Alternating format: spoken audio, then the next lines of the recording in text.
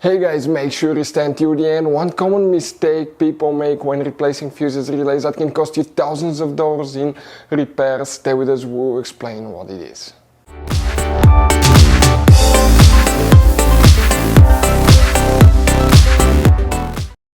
Hey guys, welcome back to Auto Repair guys. Thank you guys for watching and subscribing to the channel. Today will be super helpful video to any of you guys having Mercedes E Class, that generation here from year 2010 to year 2016. If you have one of those, if you need to find where the brake light fuse is located, guys, we have multiple fuses, up to 6 of them that you need to check, and 2 are hidden in a fuse box that most people never even think that it exists. Stay with us, we'll explain where you can find them, where you can buy cheap parts, tools, fuses, relays at a good price, quick shipping, that way you do not waste your money and time, and why it's important to always test fuses and relays.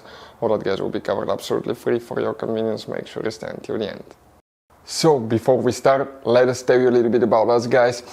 Now, if you have a Mercedes E Class, that generation from year 2010 to year 2016-17, guys, this is the W212, guys.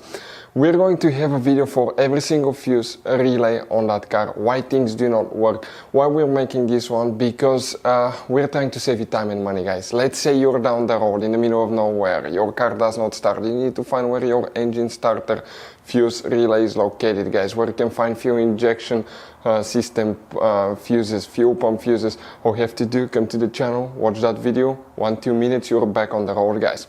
In addition, we'll share where you can buy cheap parts and tools, that way you do not waste your money and time. Every single car we get here at the garage, we try to make, guys, at least 200 to 300 free repair videos. We take them completely apart, we show you how to fix mechanical, electrical, engine work, guys, body work, a little bit of everything. And we have more than 12,000 free repair videos on our channels that can save you thousands of dollars, guys, in free repair videos. Check it out if you need help with that. So let's go ahead and start on it now. So the brake light fuse, where you can expect to find it, we'll demonstrate on that generation Mercedes E Class right here. This is the pre-facelifted model, this is the facelifted model, which should work for both, guys.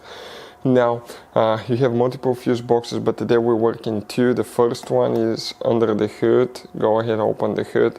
Now, if you face the engine right here on the right side, that's the driver's side, guys, you have a cover, plastic cover. Remove it. Underneath, you'll find the main engine fuse box with a layout like this one. Before we continue, let's explain quickly why it's important to always test fuses and relays.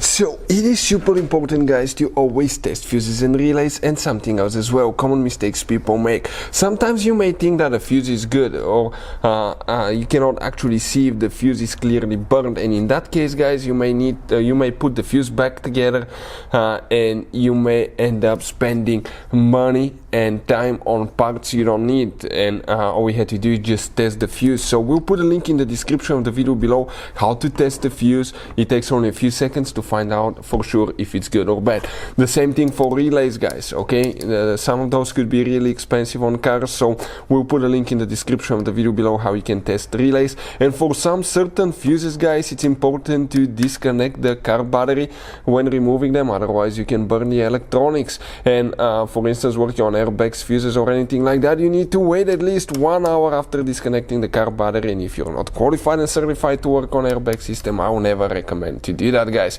But when disconnecting the car battery, guys, okay, common mistake people make, it's important to know which battery terminal you reconnect first. If you do it the wrong way, you can burn electronics modules. How we know about that? We burn before the traction control module on BMW that cost us $2,000, guys. So we'll put a link in the description of the video below which battery terminal to disconnect first. Check it out for your convenience.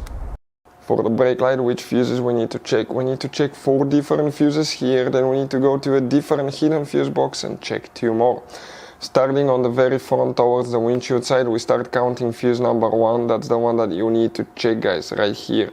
Even if you have a missing fuse, you still need to count that spot. So 1, 2, 3, 4, 5. Fuse number 5 will need to be checked as well.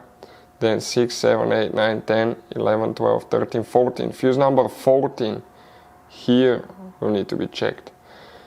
This is fuse number 20. This is the main fuse that we need to check as well, that 40 amp big fuse. Next, you need to open the hood again. Here, guys, okay, where your jump starter terminal is located, that red spot right there, that's actually an integrated fuse box. For any of you that need to buy any parts, fuse boxes, to use fuses, relays at a good price, quick shipping. We'll put the link in the description of the video below for your convenience. That's another angle, but if you open it, you have multiple integrated fuses.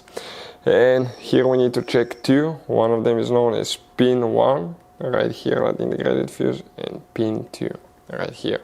Hopefully the video will be helpful, guys. Thank you for watching and see you next time.